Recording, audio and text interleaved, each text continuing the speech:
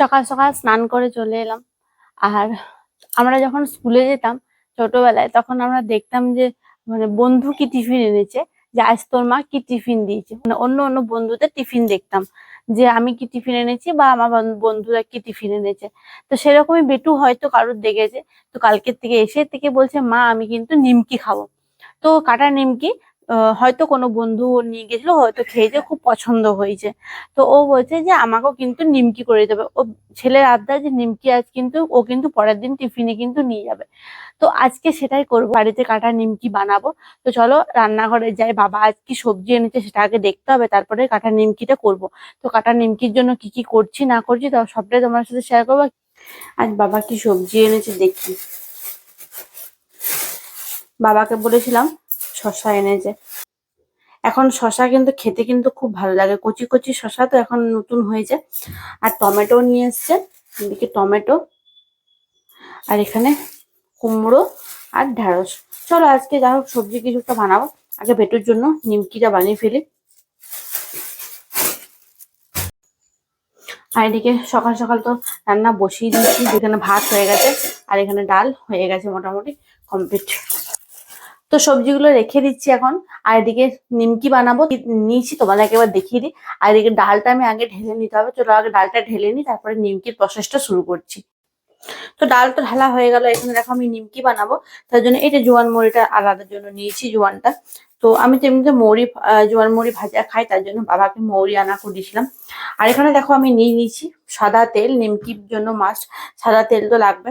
আর এখানে দেখো কালো জিরে নিয়েছি, কালো জিরে কিন্তু নিমকিতে দিতে হবে, খাবার সোডা, আর এদিকে জোয়ান, আর এদিকে রুল। তো চলো এই দিয়ে আজকে বানাবো আমি কাটা নিমকি। প্রথমে আমি ময়দাটা একটু চেলে নিচ্ছি, কারণ ময়দাতে এই বর্ষাকালে কি হয় না, একটু একটু পোকা থাকে। তো একবার চেলে নিতে দোষ নেই, সবসময় আমার মনে হয় চেলে নেওয়াটাই ভালো না। একটু লবণ দিতে হবে। আর নিমকি করতে গেলে একটু ময়ানটা বেশি লাগে। এখানে দিয়ে দিচ্ছি তেল, সাদা তেল। ময়ানটা একটু বেশি দিতে হবে, তাহলে কি খাস্তা হবে ভালো। এরপরে দেবো কালো জিরে, এরপরে দেবো জোয়ান। জোয়ানটা একটু হাতে এরকম করে ম্যাশ করে নিচ্ছি, বাস জোয়ান। এরপরে দেবো একটু খাবার সোডা, 1 চিমটি খাবার সোডা দিয়ে দিচ্ছি, পরিমাণটা খুব কমই লাগবে। খাবার সোডা দিয়ে দিলাম। তো ময়নটা খুব ভালোভাবে মাখানো হয়ে গেল। এরপর আমি জল দিয়ে এটা ভালো করে মেখে নেবো। তো নিমকি বানানোর জন্য ময়দার ডোটা কিন্তু শক্তই মাখতে হবে।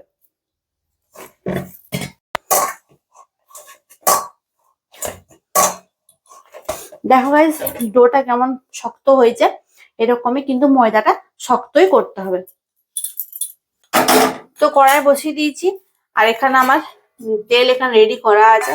তো আগের দিন আমি গোলাপ জামুনের একটা ভিডিও বানিয়েছিলাম, তো তোমরা যারা যারা দেখোনি এখনো দেখে নিবে। এখানে হয়ে গেল আমার 4টে ডো। আজ এই 4টে ডো দিয়ে করব বেটুর জন্য নিমকি। তেলটা একটু বেশি লাগবে।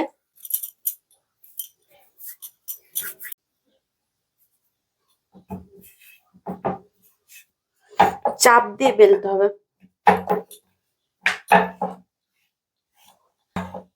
এরকম ভাবে রুটির আকারে কিন্তু বেলে নিতে হবে। আজ বেটু কিন্তু দেখে একদম খুশি হয়ে যাবে।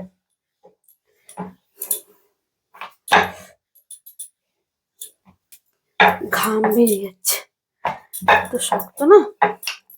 দেখো গাইস এটা আমার কাটা হয়ে গেল, আর এরকম ঝুরঝুরে করে দেখো। এই জন্য বলেছিলাম যে এটা ময়ানটা বেশি লাগবে, আর আটাটা একটু শক্ত মাখতে হবে, তাহলে কি হবে এরকম সাইজে কিন্তু আকারটা চলে আসবে। বরফির যে আকারটা, এই বরফির আকারটা এভাবে আসে। তারপরে কি মেঘ করেছে গাইস, একবার তোমার গিয়ে দেখায় দেখো। এই দেখো মেঘ করে দিয়েছে, মনে হচ্ছে বৃষ্টি হবে। উফ, এই সকাল থেকে মেঘ আর মেঘ। দেখো গাইস আকারটা দেখো কি সুন্দর বরফি আকার হয়েছে না। তো এরকম ভাবে তোমরা আকারটা করে নিতে পারবে। তেল গরম হয়ে গেছে, খুন্তি করে করে আমি দিয়ে দেবো এখানে।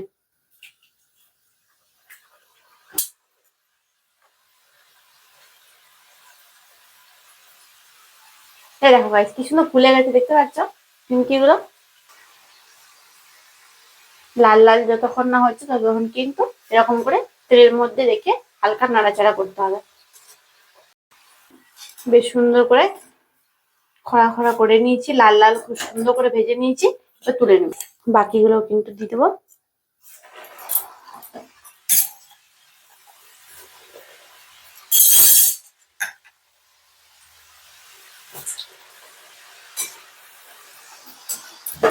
লাল লাল হয়ে গেছে, এবারে এগুলো তুলে নেব। তো এরকম করে সবগুলো আমি করে নেব।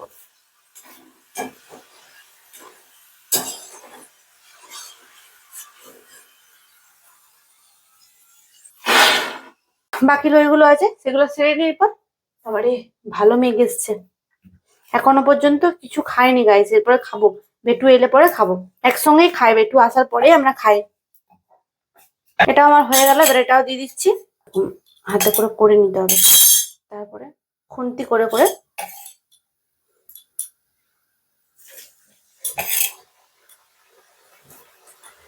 একসঙ্গে সবগুলো দিলেও ক্ষতি নেই।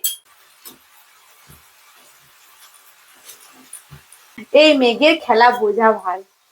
এই দেখো একদম ফুলে একদম ফুলে ফুলে গেছে লুচির মতন। সাদাটা আবার দেখিয়ে দিই তোমাদের, এই দেখো